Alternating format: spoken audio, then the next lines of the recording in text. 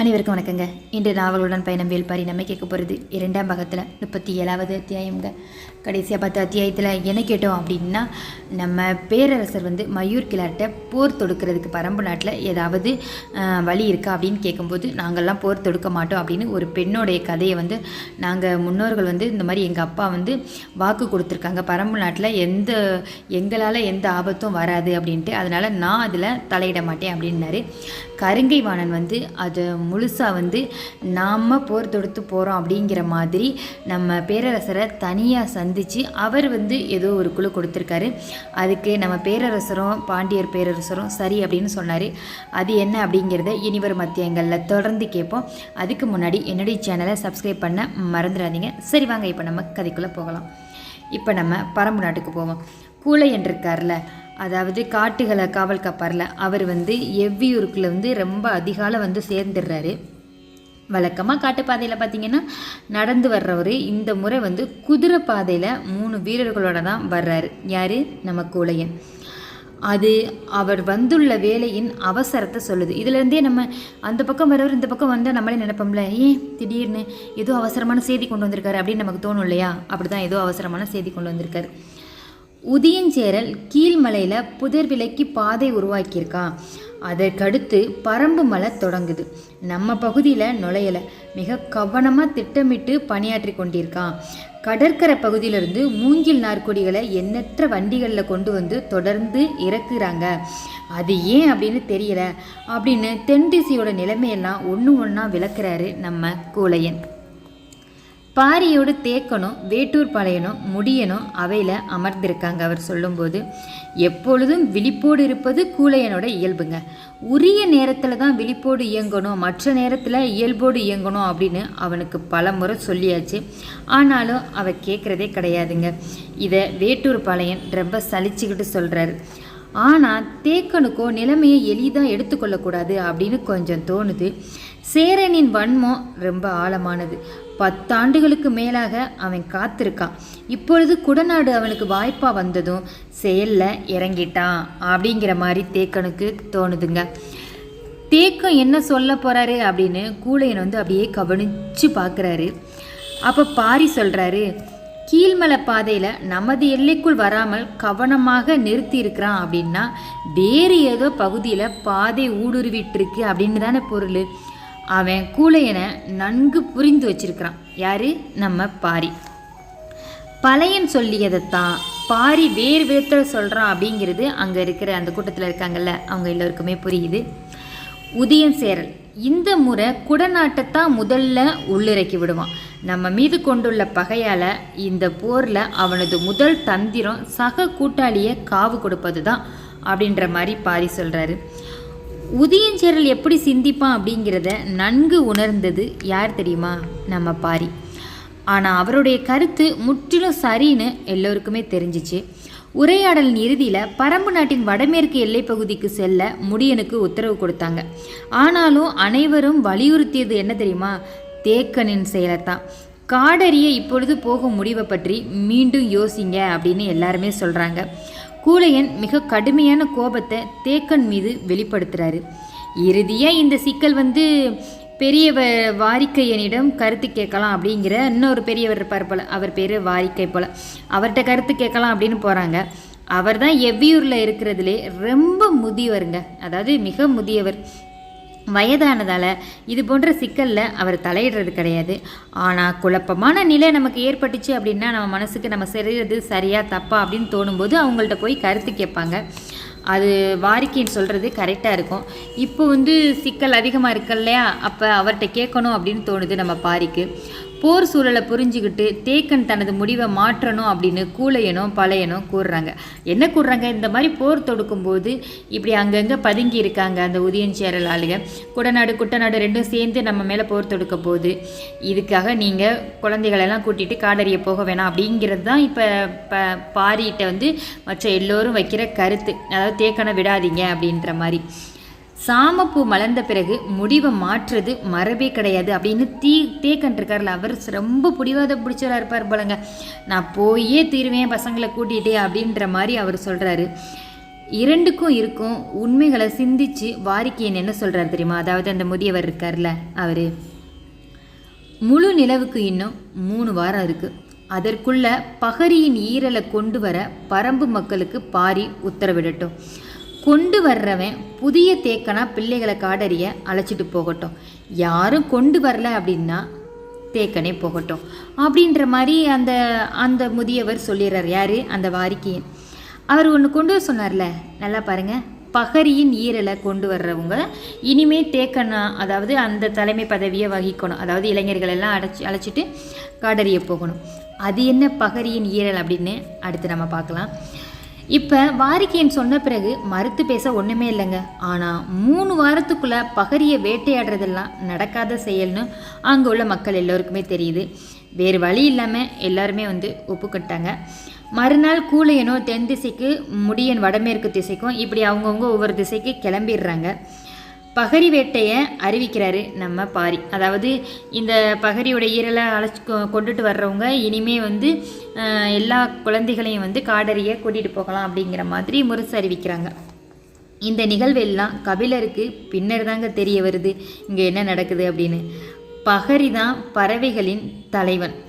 அதன் வேகத்தையும் நுட்பத்தையும் வேற எந்த பறவைக்கும் ஈடு சொல்ல முடியாது. அது முட்டை போட்ட அன்னைக்கே குஞ்சு பொரிக்கும் ஆற்றல் வாய்ந்ததுங்க. பகரி அப்படிங்கிறது ஒரு பறவைங்க. பிற பறவைகள் பல நாட்கள் அடைகாத்து உடல் சூட்ட முட்டைக்குள்ளே இறக்கி குஞ்சு பொரிக்கும். ஆனால் பகரி அப்படி கிடையாதாங்க. தனது உடலின் வலி பெரு வெப்பத்தை கடத்தக்கூடியதுங்க. பகரியின் ஈரலை சாப்பிட்ட மனிதனை எந்த விலங்காவது தீண்டுச்சுன்னு வச்சுக்கோங்களே, அதன் நஞ்சு அவனை ஒன்றுமே செய்யாது. சில நேரம் தீண்டிய விலங்கு பாதிப்புக்கு உள்ளாகும்னா பார்த்துக்கோங்களே. பகரியின் ஈரலுக்கு அப்படி ஒரு வலிமை இருக்குன்னா பார்த்துக்கோங்க அந்த ஈரலை சாப்பிட்றவங்களுக்கு. பகரியை கண்ணிற பார்ப்பதும் அதனை அடித்து வேட்டையாடுவதும் எளிதான செயல் கிடையாது. பகரியின் ஈரல் உண்டவனே எவ்வியூரின் தேக்கன்க. அவர் ஒரு ஆள் சாப்பிட்ருக்காரு. கொடிய பாம்புகளாலும் பூச்சிகளாலும் செடி கொடிகளின் சுனைகளாலும் எந்தவித பாதிப்பும் ஏற்படாத மனிதனே காடறியும் ஆசானாக செயல்பட முடியும். அவனை நம்பியே பரம்பின் பிள்ளைகளை காட்டுக்குள்ளே அனுப்புவாங்க. இல்லை அப்படின்னா இவ்வடர் காட்டில் என்ன நடக்கும்னு அனுமானிக்கவே முடியாது.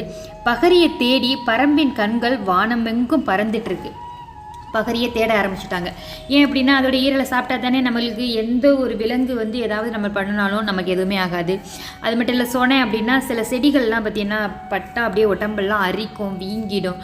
அந்த மாதிரிலாம் எதுவுமே நடக்காது. அவங்க நாட்கள் நகர்ந்து போச்சு. அடர்மலை கொட்டி தீர்க்க பகல் பொழுது ரொம்ப குறியதை தாங்க இருந்துச்சு.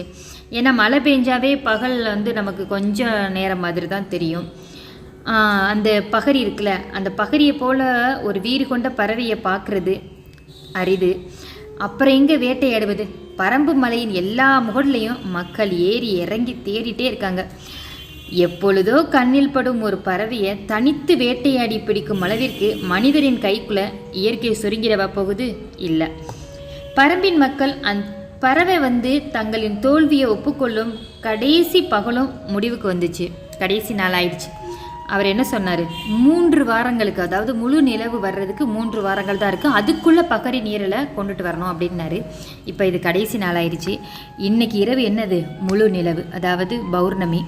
வேட்டூர் பாளையன் செய்திக்காக முன்னிரவு வர காத்துட்ருக்காரு. எங்கிருந்தும் எந்த செய்தியும் வரல. அதாவது யாராவது நான் அந்த பகரி நீரலை கொண்டு வந்துட்டேன், நான் சாப்பிட போகிறேன், நான் தலைவனாக இருக்கேன் அப்படின்னு யாராவது செய்தி கொண்டு வருவான்னு பார்த்தா யாருமே சொல்லவே இல்லை. இனி தேக்கன் தான் காடறிய புறப்படணும் அப்படிங்கிறது எல்லோருக்குமே ஏன்னா அவர் தானே அதை சாப்பிட்ருக்காரு. இந்த வருடமும் அவர் தான் போய் ஆகணும். அதை யாருமே தடுக்கவே முடியாது. பழையன் வேட்டுவன் பாறை நோக்கி புறப்பட ஆயத்தமாயிட்டார். முன்னிரவில் தேக்கனை கண்டு என்ன பேசுகிறாரு அப்படி தெரியுமா? அவர் கிளம்புறதுக்கு முன்னாடி, பிள்ளைகளை நல்லபடியாக பயிற்றுவித்துட்டு வா, மற்றவற்றை நாங்கள் பார்த்துக்குறோம், நீ எதை பற்றி கவலைப்படாத அப்படின்னு சொல்லிட்டு அங்கேருந்து கிளம்பிடுறாரு. யார்? பழையன். அவனோடு கொஞ்சம் வீரர்களும் போகிறாங்க. நள்ளிரவுக்குள்ளே புலிவால் குகைக்கு போயிடலாம், அங்கு படுத்திருந்துட்டு பயணத்தை தொடரலாம் அப்படிங்கிறது அவங்களுடைய திட்டம். யாருடையது? பழையனுடைய திட்டம். பெருகியோடும் வைகையின் இருளை அகற்றி சூரிய கதிர்கள் மதுரை அப்படி எட்டி பார்க்குதுங்க. 2 மாத காலம் விழாக்களில் மூழ்கி கிடந்த நம்ம மதுரை இன்னைக்கு அதன் உச்ச நிகழ்வை காண தயாராகிட்டு இருந்துச்சு. என்னன்னு உங்களுக்கே தெரியும்.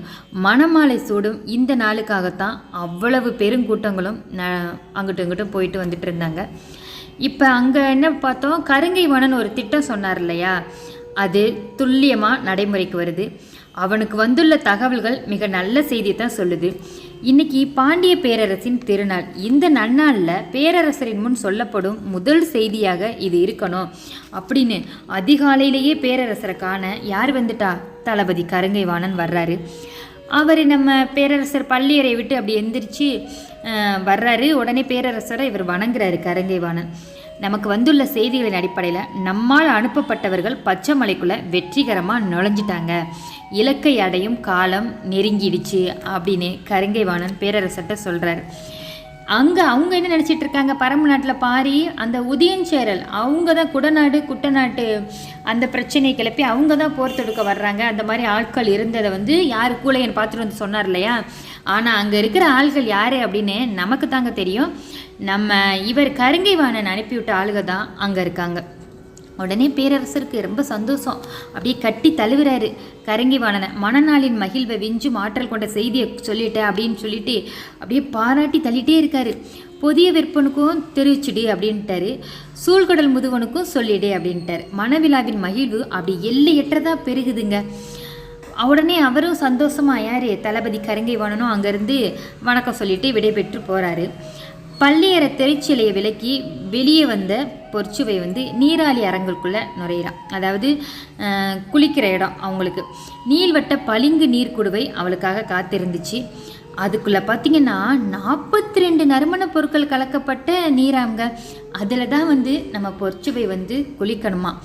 அதுக்காக நம்ம பொற்சுவை தயாராக இருக்காங்க. பொற்சுவை அந்த தடாகத்துக்கு பக்கத்தில் வர்றாங்க. சுற்றிலும் சேவை பெண்கள்லாம் நின்றுட்டுருக்காங்க. நிறைய பெண்கள் பக்கவாட்டில் அமைந்திருந்த படி மேலே ஏறி வலது காலை நீட்டி அந்த பெருவிரல் வச்சு அப்படி நீரினை அப்படியே அசைக்கிறாங்க. யார், நம்ம பொற்சுவை. அந்த சிற்றலைகள் அப்படியே விளிம்பிற போய் அப்படியே முட்டி முட்டி திரும்புது. அப்படி லைட்டாக நம்ம அப்படி அலசும்போது அந்த அலைகள் ஒன்று ஒன்றா போகும் இல்லையா, போய் முட்டிட்டு திரும்பி வருது. கால் நுழைத்து அப்படியே கழுத்து வர கொஞ்சம் கொஞ்சமாக அப்படியே இறங்கிடுறாங்க அந்த தண்ணிக்குள்ளே நம்ம பொற்சுவை. நீர் மெல்லிய சூடாக தான் இருந்துச்சு. அதிகாலை குளிருக்கு கொஞ்சம் இதம் தரக்கூடியதாக இருந்திருக்கு. எது, அந்த தடாகத்தில் உள்ள நீர். இதை விட வேற என்ன இருக்குது. ஆனால் உடல் தொடும் எதுவும் சுகம் தருவதாக மாறிவிடுவதில்லையே அப்படின்னு சிந்திச்சபடியே தன்னுடைய மேலாடையை கலற்றி இடக்கையில் அப்படி நீட்டுறா. யார்கிட்ட, அந்த சேவை பெண்கள்கிட்ட. அவங்களும் வாங்கிடுறாங்க. மணநீரின் வாசனை அப்படி எங்கும் பரவி மூச்சடைக்க செய்யுது. சும்மாவா, அதில் ஒரு நறுமண பொருளாக கலந்துருக்காங்க, 42 வகை நறுமண பொருள் ஊற்றிருக்காங்க அப்படின்னா அது எவ்வளவு வாசனையாக இருக்கும் அந்த நீர்.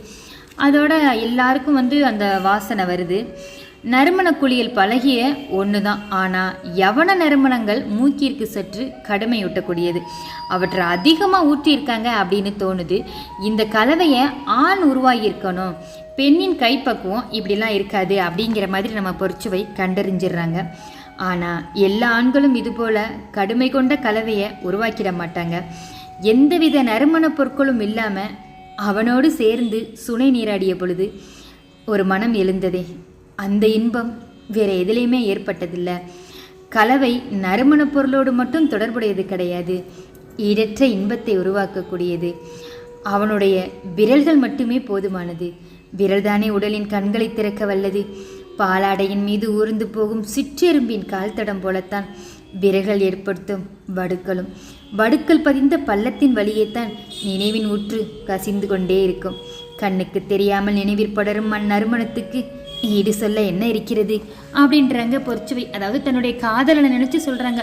எவ்வளோதான் நறுமண பொருட்கள் இதில் ஊற்றியிருந்தாலும் இந்த வாசனையை விட எந்த நறுமண பொருளுமே ஊற்றாமல் நாங்கள் நீரோடையில் நாங்கள் 2 பேர் குளிச்சுட்டு இருந்தோமே, நானும் என்னுடைய காதலனும், அந்த வாசனையை விடவா அப்படிங்கிற மாதிரி அவங்களுக்கு தன் காதலனின் நினைவு வருது. சுனை நீரின் குளுமையை நான் அறிய வேண்டும் அப்படின்னு சொல்லித்தான் அவன் என்னை அழைச்சிட்டு போனான். நீர் மேனி எங்கும் ஊர்ந்து போயிட்டு இருந்துச்சு.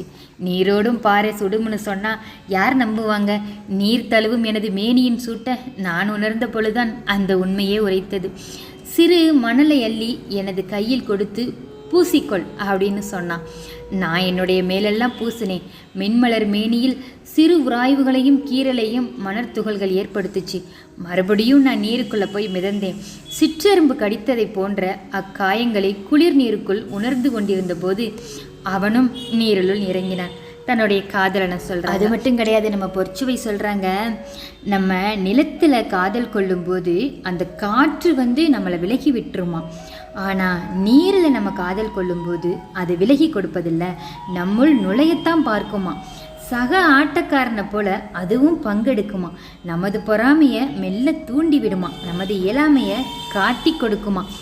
பஞ்சு படுக்கையே காதலுக்கு சிறந்ததென நினைப்பவர்கள் நீர் படுக்கையை கொஞ்சம் கூட அறியாதவர்கள். நீர் மட்டும் உடலோடு உடல் கிடத்த சாய்ந்த நிலையை கோருவதே கிடையாது. அது இயற்கை மனிதனுக்கு வழங்கிய அதிசிறந்த காதற்களம். காதலில் மூழ்கி திளைத்த மனம் தன் துணையின்றி நீர் இறங்கும் துணிவை பெறதே கிடையாது அப்படின்ற மாதிரி அவங்க யார்ட்டையும் சொல்லலை, அப்படி சிந்திச்சுட்டே இருக்காங்க.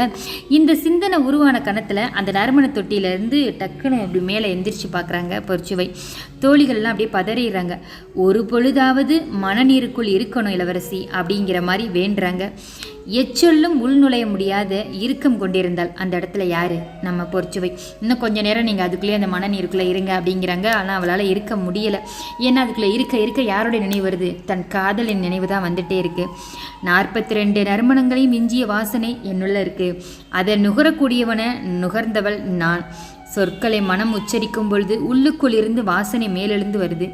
மேலேறும் வாசனை நினைவு காட்சிகளை அப்படியே கொட்டி கவிழ்க்குதுங்க.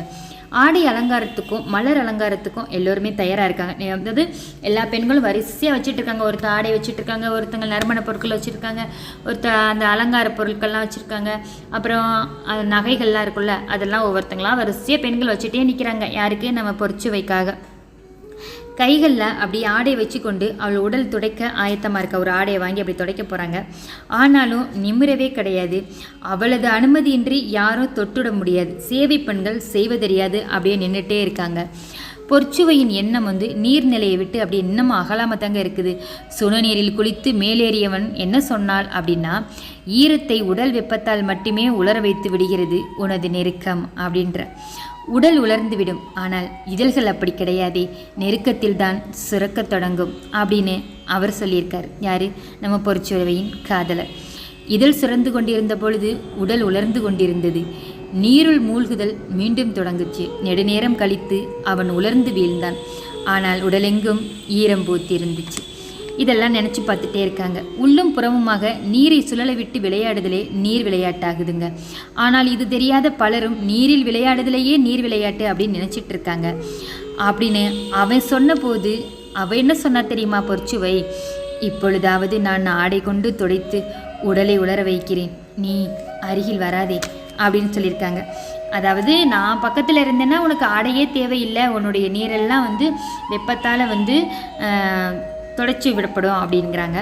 எனக்கு வேணாம், நான் என்னுடைய ஆடையை வச்சு நான் உடலை உலர்த்திக்கிறேன் அப்படின்ற மாதிரி பேசியிருந்திருக்காங்க. அதையும் நினச்சி பார்க்குறாங்க. அவள் கொஞ்சம் தலை நிமிர்ந்த பொழுது கண் பார்வை புரிந்து சேவை பெண்கள் பக்கத்தில் மேனி அப்படி தொடச்சி விடுறாங்க. கூந்தலை உலர்த்த, நறுமண புகை தூவ, மேனி துடைக்கவென ஆளுக்கு ஒன்றொன்னா பண்ணிகிட்டே இருக்காங்க அவங்களுடைய வேலைகளை. வணிகர் குல அலங்காரம் முடிவுக்கு வருது. பாண்டியர் குல வழக்கம் தொடங்குதுங்க. அதாவது இப்போ அவங்க பெண் வீட்டுக்காரவங்க பண்ணுறதெல்லாம் பண்ணி முடிச்சுட்டாங்க. இப்போ யார்? நம்ம மாப்பிள்ளை வீட்டுக்காரவங்க பெண்ணுக்கு பண்ணுறதெல்லாம் பண்ணணும் இல்லையா? அவங்கெல்லாம் வந்துட்டாங்க. உச்சந்தலையில் மஞ்சள் மின்னும் அப்படி சூடிகை அணிவிக்கிறாங்க ஒருத்தி.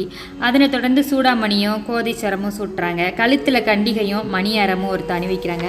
அதுக்கு கீழே அந்த தலைவா என்னென்னா இருக்கும் இல்லையா, ஒவ்வொரு அலங்காரமாக பண்ணி ஒவ்வொரு நகைகளாக அணிகலன்களாக போட்டுடுறாங்க. அதெல்லாம் ஒன்று ஒன்றா அவங்க வேறு ஏதோ ஒரு சிந்தனையில் தான் இருந்துகிட்டு இருக்காங்க. வேறு என்ன சிந்தனை இருக்க போகுது? தன் காதலன் சிந்தனை தவிர அதே சிந்தனையில் தான் இருந்துகிட்டு இருக்காங்க. இவங்களுக்கு இங்கே அலங்காரம் நடந்துகிட்ருக்கு.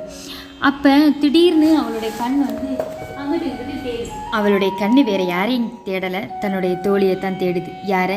சுகமதியை. தன் கண் தேடுறதை பார்த்தே தோழி புரிஞ்சுக்கிறாங்க, நம்மளைத்தான் தேடுறா அப்படின்னு சொல்லிட்டு முன்னாடி நின்றுடுறாங்க சுகமதி. அலங்கார பணியாளர்களை விலக்கிட்டு பக்கத்தில் காதுக்குள்ளே என்ன சொல்கிறாங்க அப்படின்னா, எனது உடல் திருமணத்திற்கு தயாராகி விட்டதில்லை சுகமதி அப்படின்னு சொல்கிறாங்க.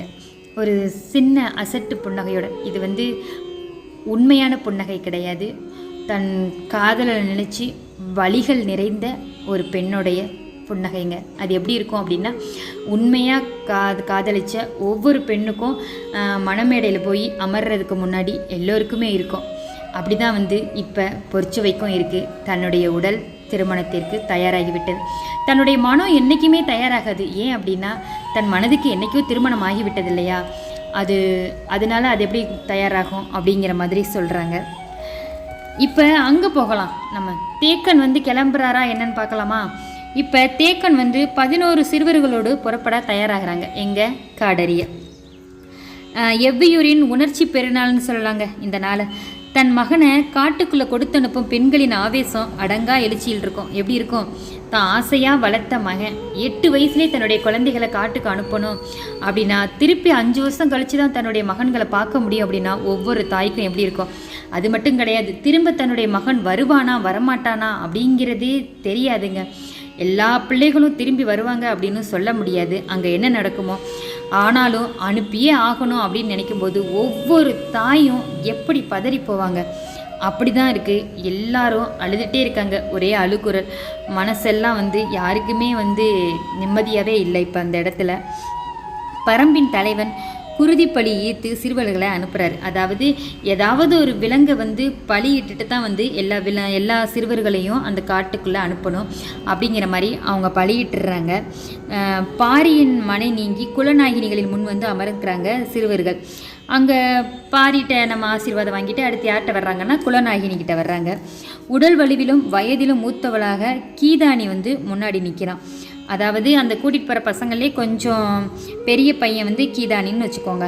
அவனை அடுத்து குறுங்கட்டி, முடிநாகன், அவுதி, மடுவன், இளமன் அப்படின்னு வரிசையாக ஒவ்வொருத்தங்களாம் நிற்கிறாங்க.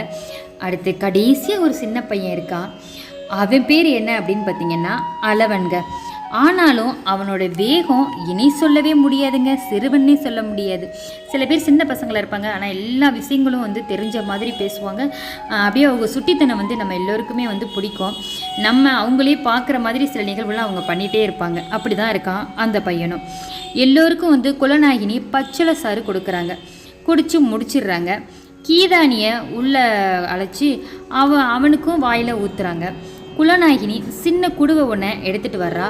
அதுக்குள்ளே மிக கெட்டியான வடிவில் ஏதோ ஒன்று இருக்குது. அது என்ன அப்படின்னு பார்த்தீங்கன்னா மலைவேம்பின் இலைங்க. அதை தான் பறித்து அரைச்சி வச்சுருக்காங்க. அந்த இலையை தான் குடுவைக்குள்ளே ஊற்றி வச்சுருக்காங்க. அதோடைய சாறு எப்படி இருக்குன்னா அப்படியே ரொம்ப கெட்டியாக இருக்குது. அதை எடுக்கிறாங்க. கீதானியோட நாக்கு அப்படி நீட்ட சொல்கிறாங்க. அவன் ஆண் வாயை பிளந்து நாக்கு அப்படி நீட்டினா பாருங்க, போதாதுன்னு சொல்லி தலையை மறுத்து ஆட்டுறான். ஏன்னா அது அவ்வளோ கசப்பாக இருக்குங்க. அது மறுத்து தலையாட்டினாலும் விடுவாங்களா என்ன? முயற்சிக்கிறான், விடவே மாட்டேங்கிறாங்க. ஏன்னா எல்லாரும் 4-5 பேர் இழுத்து பிடிச்சி வச்சுருக்காங்க. அந்த வாயோர தசை கிழிஞ்சிடும் போல் இருந்திருக்கு. அந்த அளவுக்கு அடித்தாட்ட வலிக்குது. அப்படி வாயை மேலே ஒருத்தர் கீழே ஒருத்தர் பிடிச்சி இழுத்துட்டு அதை ஊற்றிட்டாங்க. நல்லா நாக்கு நீட்டு அப்படின்னு சொல்லிக்கிட்டே அந்த இலையை ஊற்றிட்டே இருக்காங்க. அடி நாக்கில் வச்சு 2 கையால் வாயை இழுத்து. மற்ற நாயினிகள் அவனது கையை எல்லாருமே பிடிச்சிட்டாங்க. ஏன்னா தட்டி விட்டுருவான் இல்லையா. அவன் அப்படியே பல்ல கடிச்சு துட்டிச்சு துள்ளுறான். ஏதோ செஞ்சு பார்க்குறான். அப்படியே சத்தம் கூட வெளிவராத அளவுக்கு வாய்த்தாடி அப்படியே அடைச்சி அமுக்கி இருந்துட்டாங்க. யார்? குலநாயகினி. தாழ்வாரத்தின் வெளியில் நின்றிருந்த மற்ற சிறுவர்களுக்கு உள்ளே ஒருவன் துடிப்பது தெரியவே தெரியாதுங்க. ஏன்னா வெளியில் சத்தம்லாம் வரல. இலையோடு உள்ளே வைக்கப்பட்ட சாறு என்னன்னு குலநாயகினி வெளியே சொல்ல மாட்டாங்க. அந்த மலைவேம்பு சாரோட இன்னும் எதையோ சேர்த்து வச்சுருக்காங்க. இது ஏன் அப்படின்னா, அங்கே காட்டுக்குள்ளே போகிறாங்கல்ல, அப்போ போகும்போது செடி கொடிகளில் விளையும் ஏதாவது ஆபத்து எதுவுமே ஏற்படாதாங்க. இந்த சாரை குடித்தோம் அப்படின்னா செடி கொடிகளில் விளையும் மொத்த கசப்பும் கலக்கப்பட்ட சாறு அப்படிங்கிறது சிலருக்கு தெரியும். அது பதப்படுத்தப்பட்ட பாம்பின் நஞ்சுன்னு கூட சில பேர் சொல்லுவாங்களாம். அதை முன்னாடி போயிட்டு வர்றாங்கல்ல அவங்க. நாகப்பச்சை வேலியின் நஞ்சு கொடி கக்கும் பிசின்னு கூட சில பேர் சொல்கிறாங்களாங்க.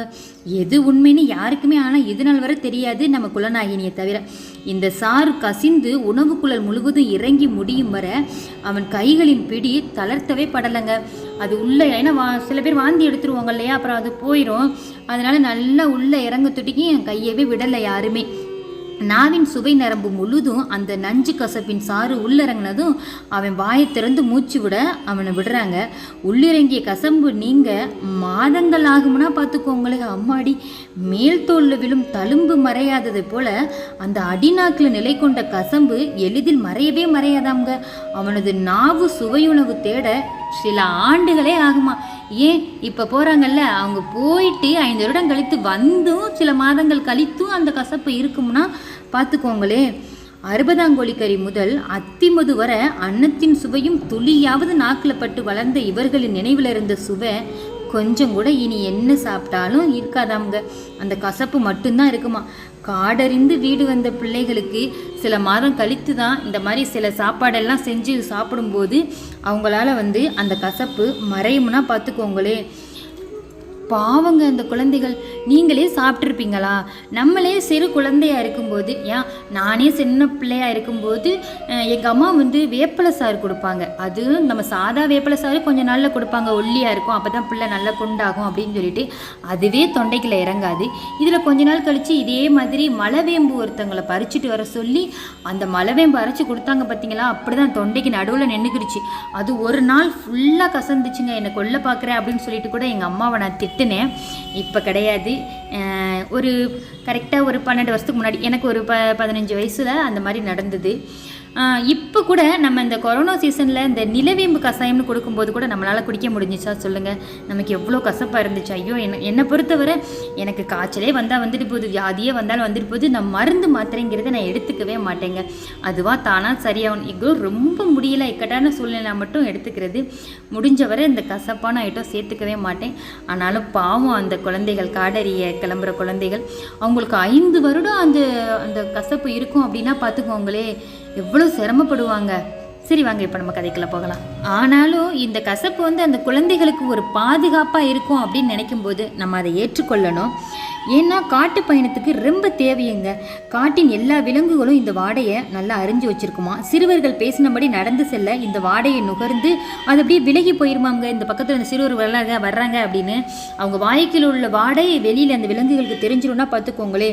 விலங்குகளை விலக்க வைக்கிறதுக்கு இந்த கசப்பின் மனம் ரொம்ப மொழியாகுதுங்க.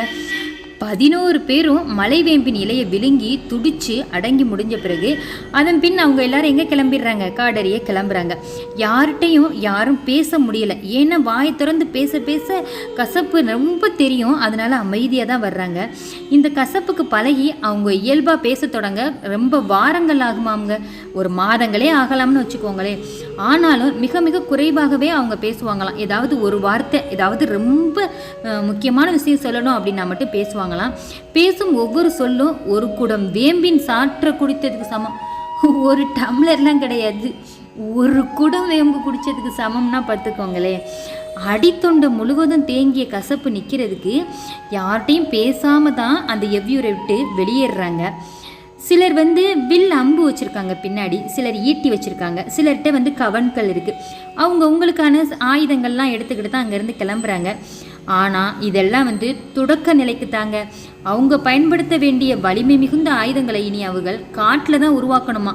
தங்களுக்கான தனித்துவமிக்க ஆயுதம் எது அப்படின்னு அவங்க கண்டறிகிற வர இந்த ஆயுதம் இவங்க கையில் இருக்குமாங்க. தேக்கன் வழக்கம் போல் தனக்கான ஆயுதத்தை வீட்டிலேருந்து எடுத்துகிட்டு வர்றாரு. அது என்னன்னா பன்றியோட கடவாய் கொம்புங்க. இந்த காட்டில் மிக வலிமை வாய்ந்த பொருள் எது அப்படின்னு கேட்டால் அது பன்றியின் கடவா கொம்பு தானா. அதனை உடைக்கவோ நொறுக்கவோ முடியவே முடியாதான். அதன் அடிப்பகுதிக்கு என்ன வலிமை இருக்குதோ அதே வலிமை மிகுந்த அப்படியே அந்த முனைப்பகுதிக்கும் இருக்குன்னா பார்த்துக்கோங்களேன். அவ்வளோ வலிமை அதோடைய முனை, கூரிய முனை. அந்த கூர்மை கொஞ்சம் கூட சிதைவுறாதான், அப்படி இருக்குமா. அந்த கொம்பை நம்ம தேக்கன் என்ன பண்ணுறாரு தன்னுடைய 2 கையின் மணிக்கட்டோடு சேர்த்து கட்டி வச்சுருந்துருக்காரு நாரை வச்சு. காடறிதல் பயணக்காலம் முழுமைக்கும் அவன் பயன்படுத்தும் ஒரே ஆயுதம் இது மட்டும் தானாங்க. மணிக்கட்டில் கட்டி உள்ளங்கைக்குள்ளே அப்படி மடக்கி கொண்டால் இப்படி ஒரு ஆயுதம் இருக்கிறதே வெளியில் யாருக்கும் தெரியாதான். இது கொண்டு எந்த மரத்தின் அடிப்பகுதியையும் குத்தி இழுத்தோம் அப்படின்னா நரம்பு செதில்கள் பிஞ்சு நொறுங்கிடுமா. இறுகிய மரத்தின் தூரையே பீத்து எடுக்கும் என்றால் விலங்குகள் எல்லாம் ஒரு பொருட்டே கிடையாதுங்க. காடறிந்து சிறந்த போர் வீரனாக விளங்கி தனது திறமையால் பல வலிமை மிகுந்த பணிகளை செஞ்சு இறுதியில பகரிய வேட்டையாடி ஈரலை தின்றவர் தான் யாரு? நம்ம தேக்கன்க. அதனால அவன் தனது உடல் அசைவையோ ஆற்றலையோ துளியும் வீணாக செலவிட மாட்டாரு. எந்த ஒரு விலங்கின் தாக்குதலையும் சமாளிக்க மிக சில அடிகள் போதுங்க. குத்தி கொன்று வீழ்த்துவதெல்லாம் வீரர்களின் தொடக்க கால வாழ்வில் நிகழ்த்தும் செயல். ஆனால் வாழ்வு முழுவதும் காடு பார்த்து பட்டறிவின் உச்சத்தில் நிற்கும் தேக்கனுக்கு தேவை மிக சிறிய சில அசைவு மட்டும்தாங்க. எந்த விலங்கின் நரம்பை எங்கு தட்டினா போதும் அப்படிங்கிறது நம்ம தேக்கனுக்கு ரொம்ப நல்லாவே தெரியும். கைப்பிடி அளவு கோரை பொருட்களின் முனையில் முடிச்சுட்டு அதனை கொண்டு அடித்தா கூட யானை நகர முடியாமல் உட்கார்ந்துடுமா. அவன் மரம், செடி, கொடி, விலங்கு, பறவை, மனிதன் எல்லாத்தையும் நரம்பு கொண்டு அறிந்தவன்க. அதனால நம்ம தேக்கன் நரம்புகளின் இயங்கு விசை அவனுக்கு ரொம்ப பிடிபட்டுரும். விலங்குகளின் வலிமை, ஆற்றல் மீதான கருத்தெல்லாம் நினைவிலிருந்து உதிர்ந்து விடுது. காடறியும் 4வது பயணத்தை மேற்கொள்ளும் தேக்கனின் முதல் நாள் நினைவில் கடந்த காலம் எதுவுமே வந்து செல்லலை. வழக்கம் போல இன்றைய நாளின் நிகழ்வு மட்டுமே அவருடைய மனதில் ஓடிட்டே இருக்கு. சாமப்பூவின் வாசனை கூட வந்து வந்து போகுது. முன்னால சென்றவரை தொடர்ந்து 11 பேரும் போயிட்டு இருக்காங்க. யாரும் வாயை திறந்து எதுவுமே பேசலை, எதுவுமே கேட்கல. வாயை திறந்தாலே காற்று உள்ளே போய் ஒரு கூட நஞ்சு வேறு போகும் நம்ம பார்த்தோம் இல்லையா? அதனால அமைதியாக போகிறாங்க. நீண்ட நேரத்துக்கு பின்னாடி சிறுவன் இருக்கார்ல, அதாவது கடைசி பையன், ஒரு சின்ன பையன் சொன்னான் இல்லையா, சுட்டி பையன், அவன் பேர் என்ன சொன்னேன்? அளவன். அவர் கேட்குறாரு, நம்ம எதை நோக்கி போகிறோம் அப்படின்ற மாதிரி கேட்குறாப்புல. அதுக்கு நம்ம தேக்கன் சொல்கிறாரு, கொற்றவையை வழிபட கூத்துக்குளம் நோக்கி போகிறோம்ப்பா அப்படின்னு சொல்கிறாரு. இதோட இந்த அத்தியாயம் முடிவடையுதுங்க. என்ன, அந்த சாரை குடித்தோம்னா வாயே திறக்க முடியாது, 1 மாத காலம் ஆகும். அப்படியே திறந்தோம்னாலும் ஒரு குடத்து சாறு அந்த பச்சளை சாறு குடித்ததுக்கு சமமாகும் அப்படின்னு நம்ம சொன்னோம். அப்படி இருக்கும்போது இந்த சின்ன குழந்தை எப்படி தன்னுடைய கசப்பு கத்தி அழுகாமல் வாய் திறந்து பேசுது? ஆச்சரியமாக இருக்குல்ல? கண்டிப்பாக இதுக்கு ஏதாவது காரணம் இருக்கும். அடுத்த அத்தியாயத்தில் நம்ம தெரிஞ்சுக்கலாம். இப்போ நம்ம தேக்கன் 11 குழந்தைகளையும் அழைச்சிட்டு காடறிய கிளம்பி போயிட்டாரு. அங்கே தான் பார்த்திங்கன்னா நம்ம கருங்கை வாணன் வந்து போர் தொடுக்கணும் அப்படின்னு சொல்லிட்டு சில வீரர்களை வேற அனுப்பி வச்சிருக்காரு. இதனால இந்த குழந்தைகளுக்கு ஏதாவது ஆபத்து ஏற்பட்டுருமா? இதெல்லாம் நீங்கள் தெரிஞ்சுக்கணுமா? என்னோட நீங்கள் அடுத்தடுத்த அத்தியாயத்தில் தொடர்ந்து பயணிக்கணும் அப்படிங்கிற நம்பிக்கையில் உங்கள் ருத்ரா நான் கதை சொல்கிறேன். இது உங்களுக்கு பிடிச்சிருந்துச்சு அப்படின்னா என்னோட நீங்கள் அடுத்தடுத்த அத்தியாயம் தொடர்ந்து பயணிக்கணும்னாலும் லைக் பண்ணவும் சப்ஸ்கிரைப் பண்ணவும் மறந்துடாதீங்க. தொடர்ந்து பயணிப்போம். காத்திருங்கள். நன்றிகள்.